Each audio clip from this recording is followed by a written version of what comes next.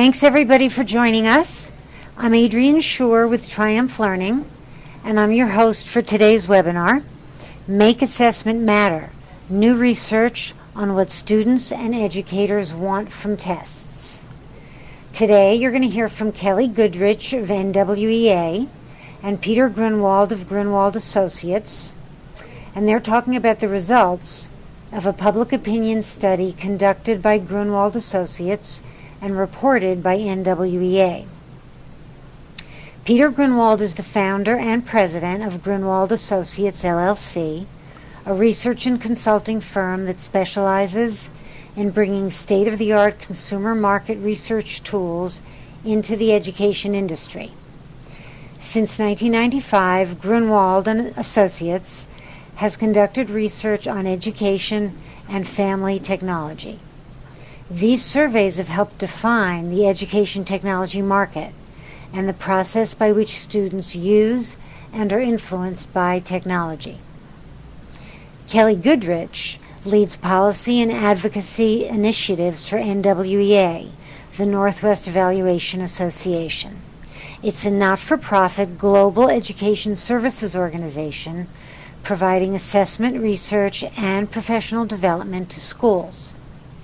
Kelly's focus is on developing and growing national and federal alliances to foster education research and support for student learning growth through the use of relevant assessment data.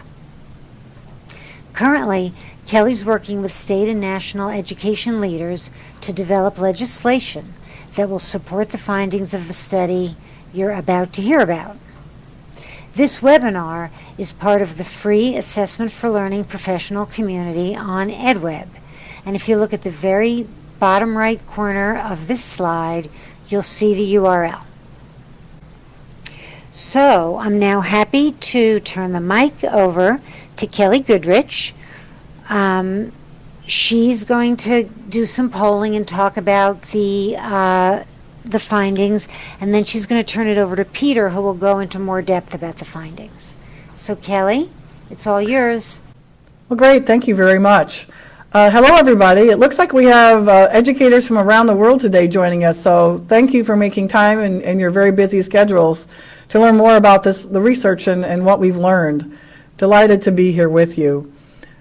Make Assessment Matter is the second study that NWEA has implemented in the last 3 years. In 2012, we worked with Grunwald and Associates and did a study where we surveyed district administrators, educators, and parents. And we learned in 2012 about what they understood, thought, and felt about assessment. We felt that it was important to continue this model and initiated a study for publication in 2014, particularly because of all the changes in the U.S. education market with standards and new assessments on the horizon. But we also felt we wanted to do something a little different this time, and we're curious about the impact and the understanding of students of assessment. And so for this study, for the 2014 study, we included educators, district administrators, and students for the first time. We felt it was really important to hear what students think, feel, and understand about assessment, particularly since we're using student data so very often in education to better understand their learning, but certainly to also evaluate districts, schools, teachers, and more. So we took this effort seriously, and particularly including students, and we actually did 4 focus groups with students, grades 4 through 12, to be sure we got the language right and understood and could characterize our questions appropriately for this particular unique audience. Then we even did 100 practice surveys with kids to make sure that we got it right. So we're extremely excited and happy to share with you what we've learned from these students. And you probably won't be surprised to know how sophisticated, how smart, and how positive they are. I'm moving to the next slide about this study. Again, this study is a national opinion research study, and it is a representative U.S. sample involving students and teachers and administrators from public and private schools, over 1,000 students in grades 4 through 12, and over 1,000 K-12 classroom teachers. And we also included 200 district administrators from 200 different districts. And I'll just give you a little preview of some interesting things to come. We plan to continue the study in 2016, and at that time we're going to continue our exploration of assessment, perception, and understanding, and we plan to include all of our audiences: educators, parents, administrators, and students. But we're very delighted today to have a chance to tell you about what we've learned, and once Peter has completed the findings section, I'll have the opportunity to present to you our recommendations from the study, and then we'll ask questions. But to get things started, I'm going to do a poll question. So if you all should see on your screen, what role best describes your work in schools today? And I'd like you to begin voting, and you vote just by selecting that white dot next to the title that best represents your work today. So this is fun. We can all see it live. So it looks like we have a majority of teachers and other. I'm sure there are a variety of professionals out there. I'll give you a couple more minutes to finish voting.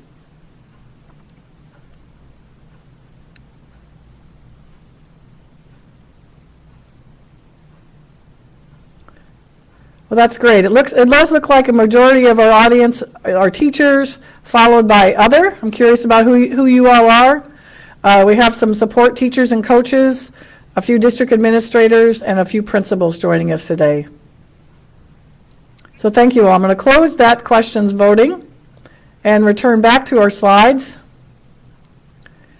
And Peter, I'm going to introduce you now to start sharing the findings from our Make Assessment Matter study.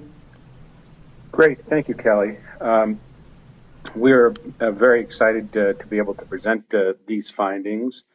This, in fact, was one of the pioneering efforts, not only to gather information and perceptions from educators, both teachers and administrators, but also to, for the first time, really bring in the voice of students, as Kelly has already told you.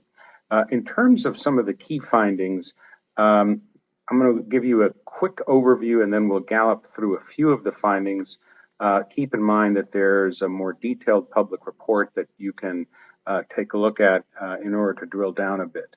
But first and foremost, we found that students and educators value assessments, and if on the condition that they support learning.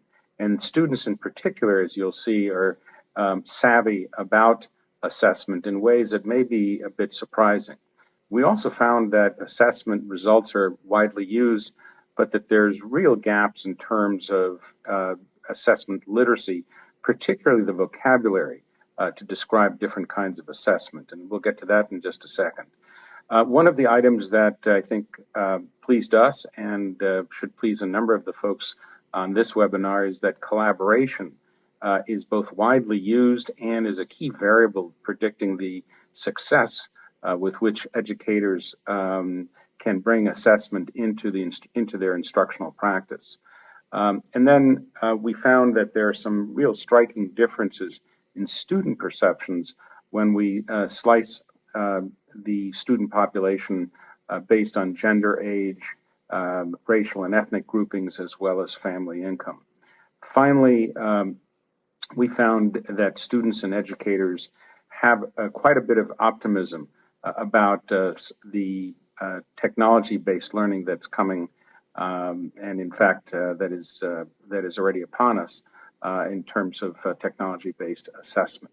So why don't we start in on the actual detailed findings.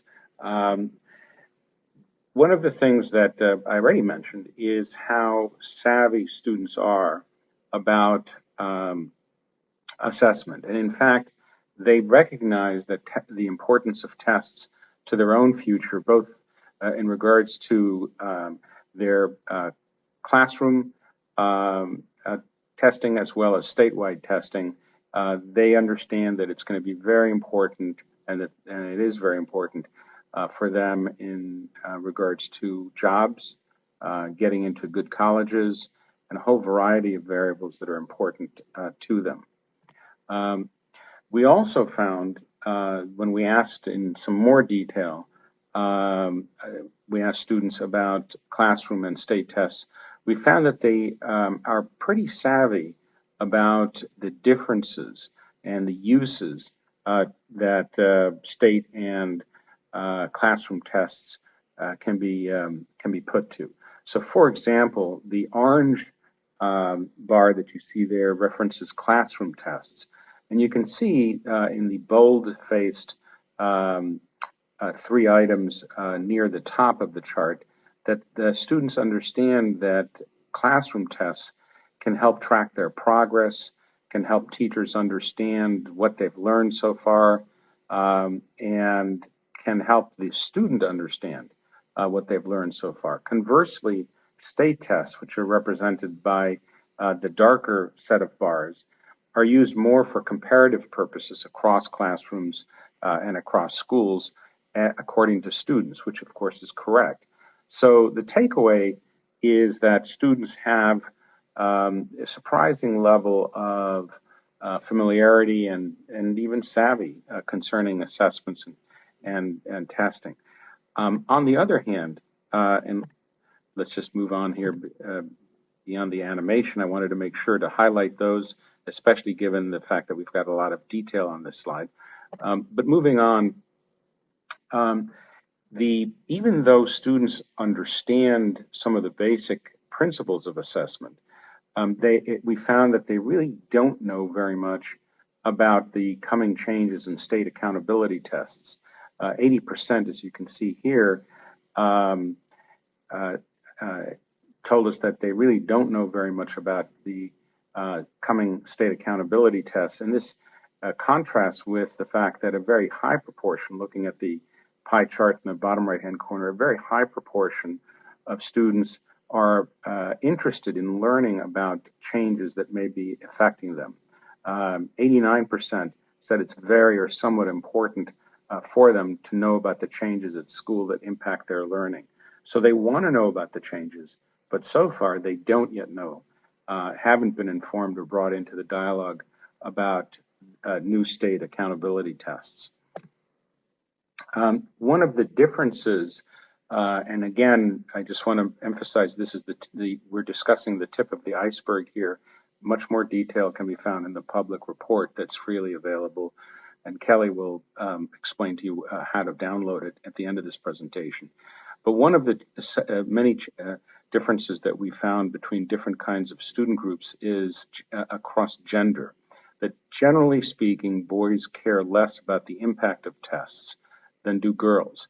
And this is a reflection of the broader reality that boys really are less engaged more generally in terms of school. It's not an overwhelming difference, but it is a statistically significant one, and one for some concern. I mean, for example, if you look at the very bottom of this chart, you see that 46% of boys tell us that they think tests are a waste of time, while only 39% of girls told us that. When we talk to teachers about the importance of assessment and testing, we found that about half of teachers told us they really didn't think they could be good teachers without good testing and assessment to support them. 40% or 39% thought that they might be able to, and 11% just weren't sure. But half of teachers were pretty clear on the fact that assessment is critical for them to be able to do their jobs appropriately. We talked to students about teacher evaluation, and one of the things that we found is that students seemed to think that there ought to be a relatively wide set of tools used to evaluate teachers. You can see here that fairly large numbers of students believed in the use of student grades, student test scores, and even students grading the teachers as some of the tools that ought to be included in the tool set for evaluating teachers.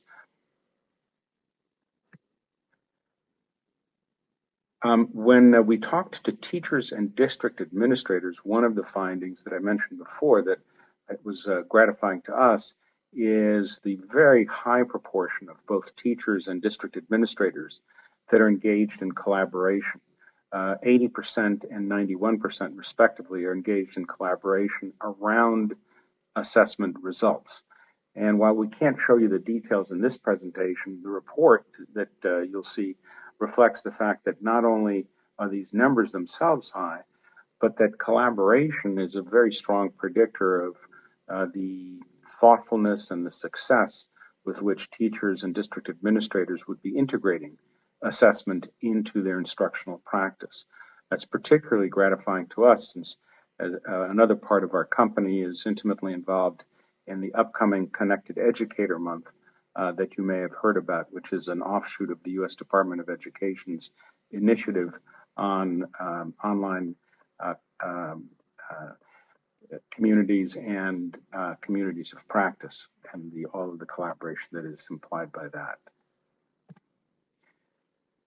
We found that teachers put assessment results to work in a variety of different ways that I think many of us would want to see, including adjusting instructional strategies and differentiating instruction for students that perform at different levels, setting learning goals for students, and the like.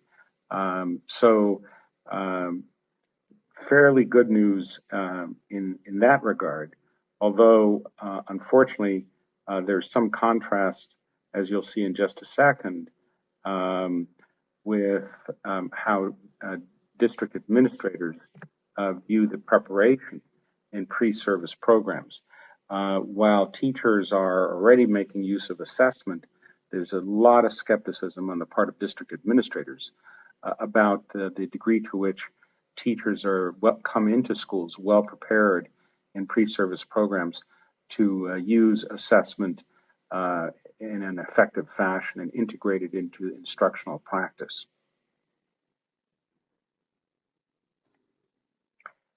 We also, in addition to looking at some of the assessment principles, we wanted to check assessment terms and vocabulary. And while you may not be able to fully see the details in this particular chart, it, like all of the other graphics I'm showing you, is taken directly from the public report, so you'll be able to see it in more detail.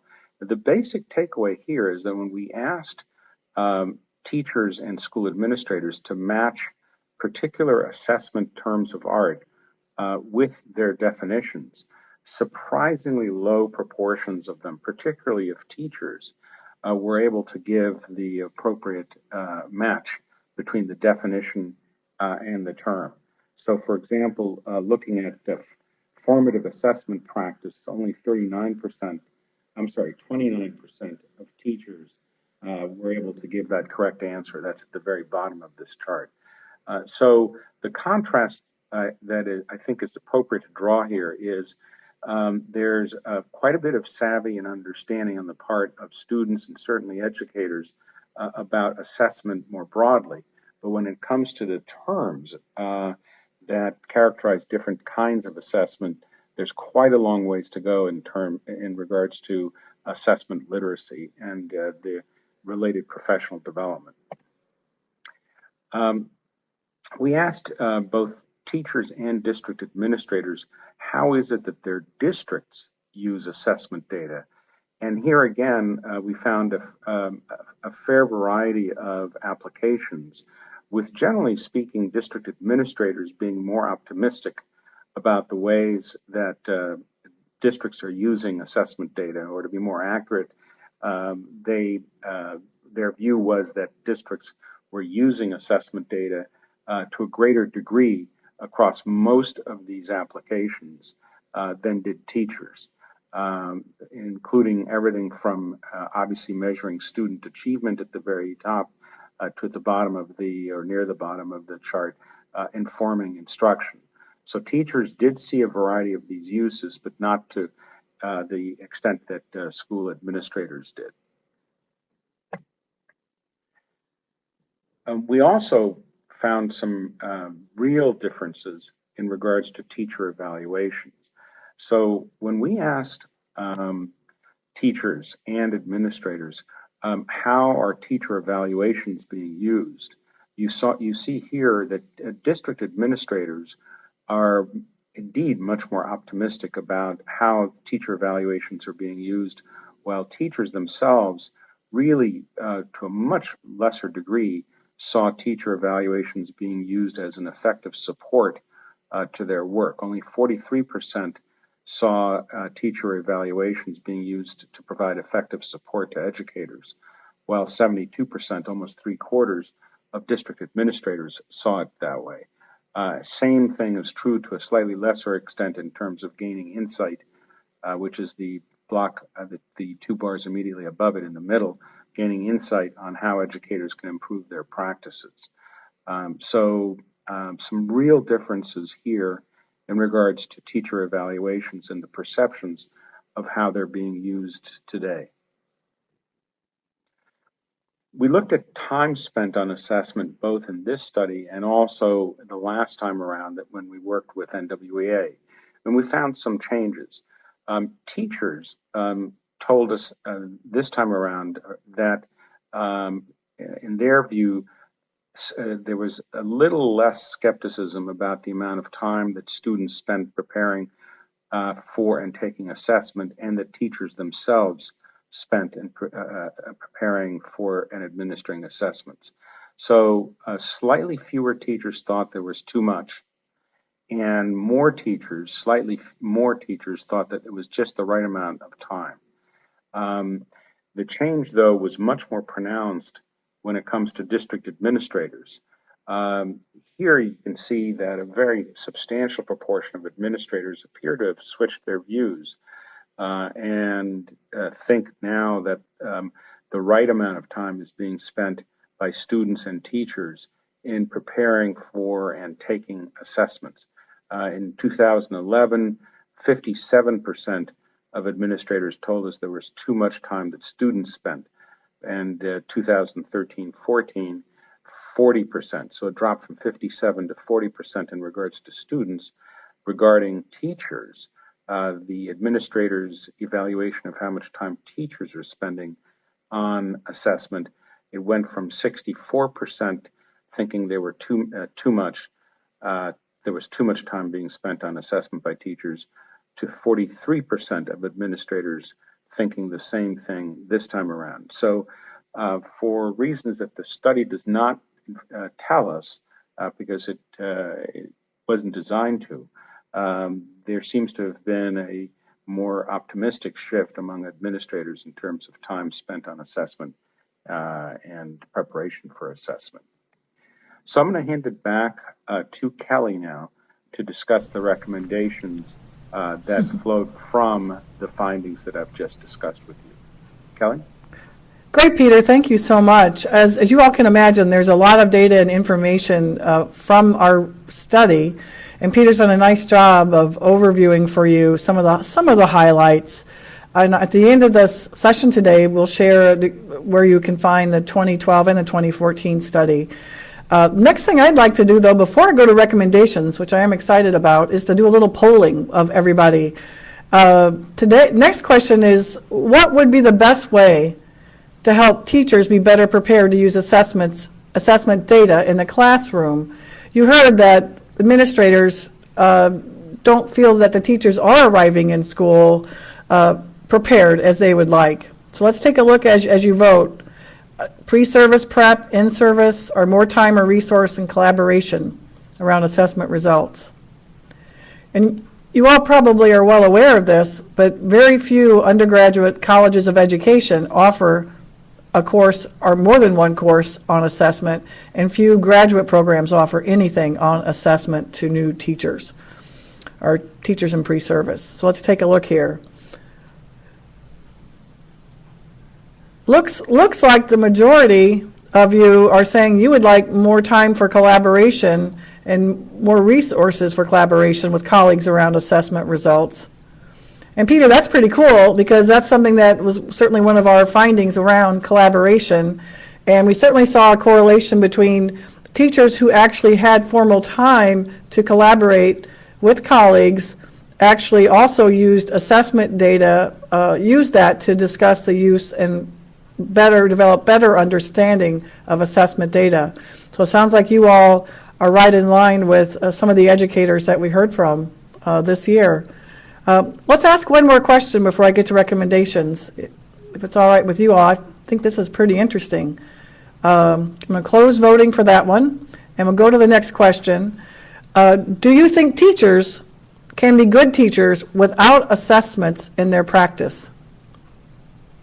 What do you think? Do you think teachers can be good teachers without assessments?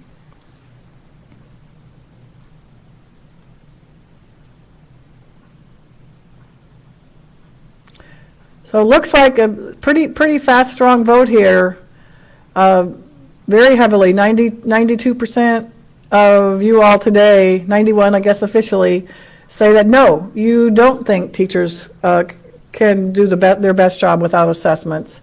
Your responses reflect and support what we learned from teachers across the United States in our study. I think 50%, right, Peter? I think it was 50% said that they could not.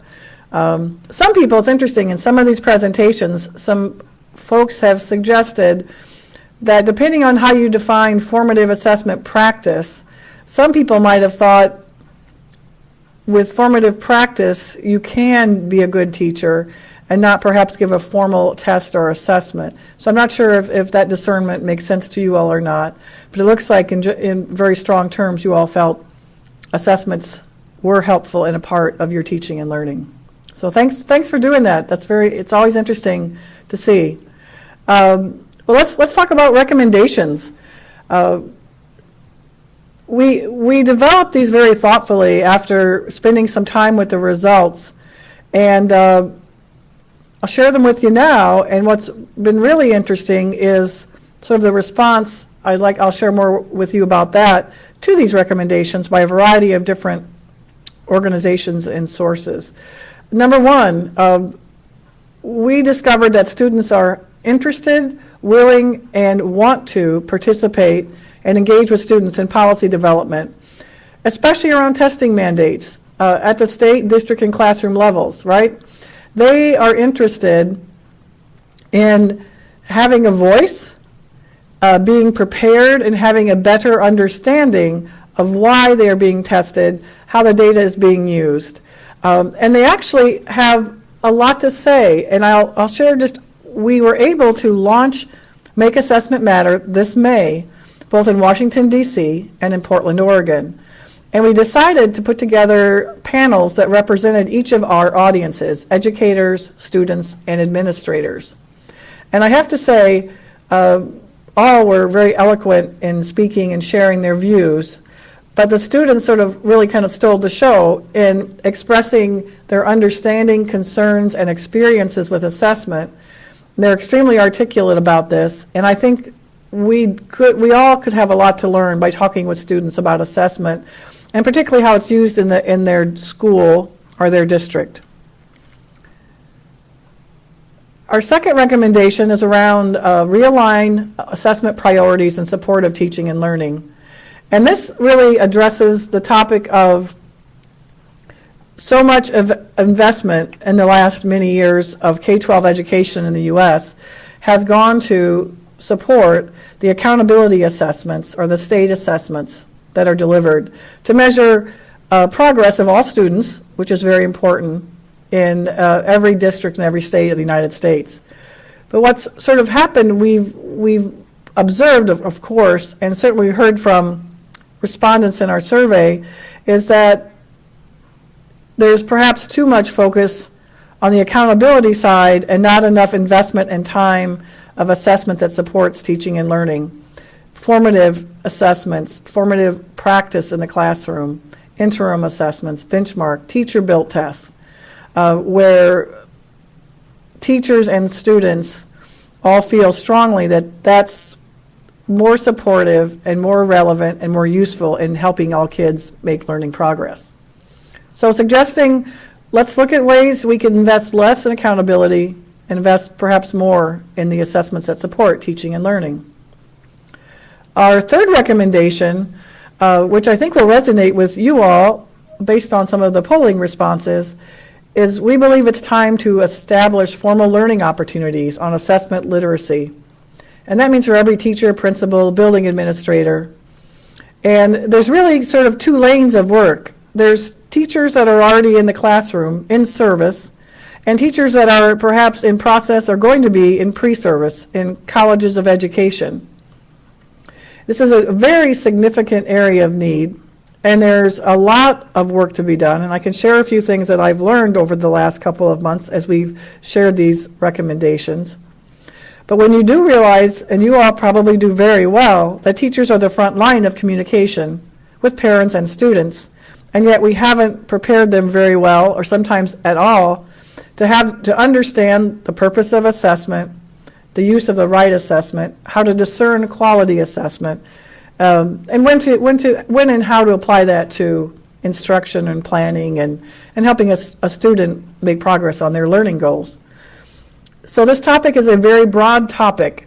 I can tell you at NWEA we've had some opportunities to participate and talk at the federal level around the new Higher Education Act, where they do talk about assessment literacy, but don't at this point go into much detail on how we could provide that for more teachers. There's new CAPE certification requirements that actually do require assessment literacy capabilities of educators. But certainly these discussions all really will involve teachers, colleges of education, elected officials, chief education officers, a variety of individuals will have to come to terms with how we can both provide in-service education for teachers and assessment and pre-service, preparing teachers before they come to the classroom and using assessment results. And I can tell you we're actively pursuing some things at the federal and state level and with national associations and colleges of education. It's been very interesting and we hope important work that we could help move forward. Our fourth recommendation is really around collaboration, which I'm really excited to see you all embrace that or recognize that for yourselves. That's very important.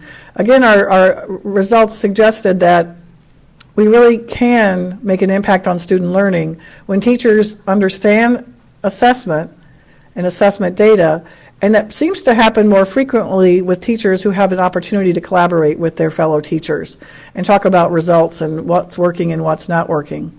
And so I think collaboration, and I know that you all probably also know this too well, it's not a typical scenario that teachers have 60 to 90 minutes on a weekly basis to collaborate and work with their fellow teachers. It's still, I think, more of an exception in the U.S. at this point. But I think raising collaboration up high in helping moving forward on the use of assessment and assessment data is pretty important. And our final recommendation probably won't surprise you too much is around technology and technology readiness in every district, focusing on infrastructure and addressing the inevitable glitches as we implement for the first time this year more online assessment than that's ever been delivered in the United States. And another part of this recommendation, though, is also providing training and support for educators who are perhaps not quite ready or could use some additional support, and for those students. We can't assume all students are technology ready and savvy. Support for those students that could use help in using technology, particularly when they're perhaps receiving their first online assessment and it's the end of the year accountability assessment. So how can we help students be more comfortable? How can we help the district and the school infrastructure be ready so those can be delivered successfully? I think I'm going to do my last polling question before we open up for questions. I hope you don't mind. So I didn't close voting. I'm going to close voting and go to our last question. And it's, in your opinion, the primary way students use assessment is to show what they've learned to their parents, see what they are ready to learn and set goals, and gain admittance to their preferred college. So I put the poll up there for you all.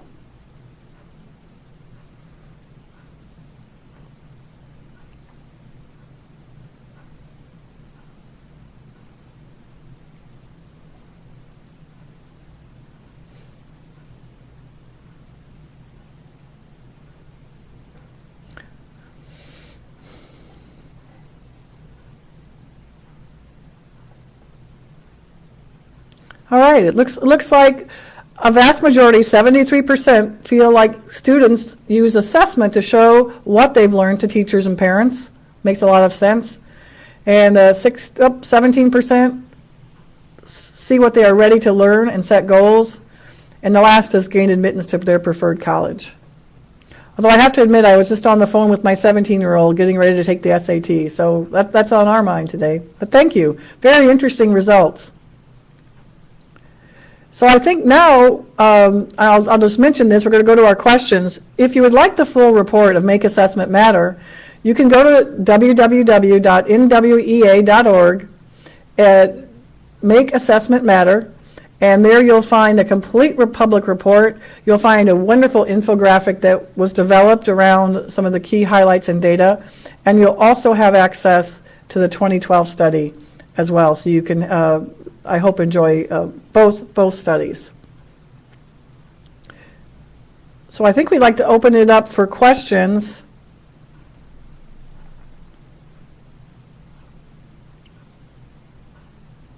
And you can just type your questions into the chat. Okay, oh, here, okay. How can we get our district to involve the students in this process, and at what grade level? I teach some opinionated fifth graders. Well, Peter, I think we can feel free to answer, both of us can feel free to answer any of these. I'll tell you a couple things. What's been really interesting is as we've been presenting some of these results around the country, and I've had a chance to talk to some school districts and some superintendents, one way you might involve the students is starting with a survey on your own of your students and your teachers and your districts or your colleagues, and asking them some of the questions that we posed and perhaps some that you think are relevant for your district. And I think that's one way to start asking them what they think, in maybe an online survey, a little bit more formal, and then gathering that data and perhaps having a discussion, maybe taking the results to the school board. I do think there's really high value in involving students. In one state we're working with, we're looking at helping them establish a student advisory board for the State Department of Education so that they at least have a perspective and a viewpoint. And gosh, I don't know, Peter, what you think, but we included kids from grades 4 through 12, and we heard from some really smart fourth graders. Absolutely. I think it's really a two-step process, if I understand the question correctly. In step one is convincing the district decision makers to actually involve students. And in that sense, I think that our report could potentially be a good tool, since it shows how important it is to students for them to be informed about the changes that are taking place that are important to them. And step two, once a decision has been made to involve students, is of course, well then, what's the best mechanism? And indeed, a survey can be one tool. Another one that's perhaps a bit less elaborate is simply informal meetings, focus groups, dialogue with students to try to get input from fifth graders on up, even fourth graders on up. Again, consistent with the notion that they're much more savvy and thoughtful than a lot of people give them credit for. Thank you, Peter. That's well said. Are there any other questions for us today?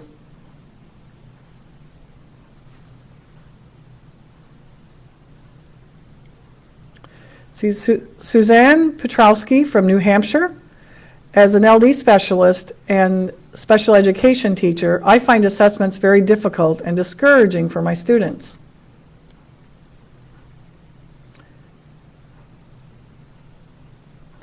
I wonder if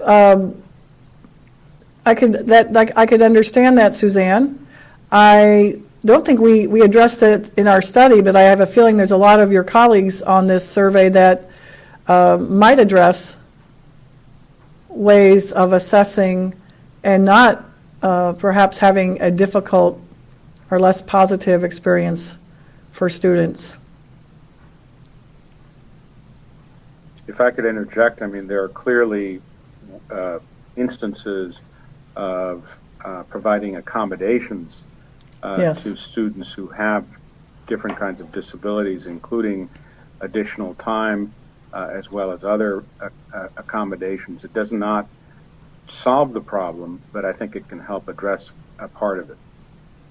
I think you're right, and I think technology is another avenue, and I don't mean to suggest I'm an expert on this, but certainly technology with new tablets and the capacity around audio and visual adapting, I think those can offer supports that perhaps were not available 5 or 10 years ago.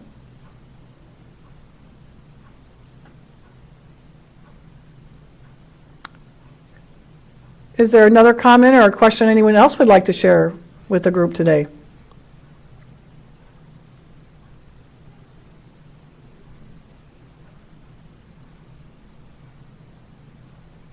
I see a question in the window, although it's not on the screen, which is from Melanie Mueller, that asks what differences were noted beyond gender. And we did look at income, ethnicity, and a variety of other variables when it comes to students, but certainly those were among the most important: would be gender, income, and ethnicity. Makes sense. Someone wrote that teachers are able to accommodate and modify classroom tasks, but what about state assessments? Well, actually, at state assessments, again, I am not an expert in this arena, but I know there are federal requirements around state assessments for their accessibility to students. And I know there's a particular consortia with some of the new state assessments that are focusing in particular on those issues. Any more questions for us today? I hope you've learned something new. I hope perhaps we surprised you a little. I hope that it is useful for you in your important work every day. I just saw a question, Peter. It said, okay, I think we'll do, okay, a great question from Elizabeth. We'll do one more question. Elizabeth Sims from Louisiana asked, I'm an inner city school. What % of students polled were from the inner city? We divided the sample into suburban, urban, and rural without distinguishing inner city from urban. But looking at it just along those dimensions, we had 27% of the student population come from an urban background. Okay, thank you, Peter. All right, well, I think we are, I'm going to stop broadcasting so Adrian can come on and wrap things up for us today. Thank you all very much for your time. I hope you'll visit NWEA.org and find the complete report, perhaps share it with colleagues, and we greatly appreciate you being with us today. Thank you.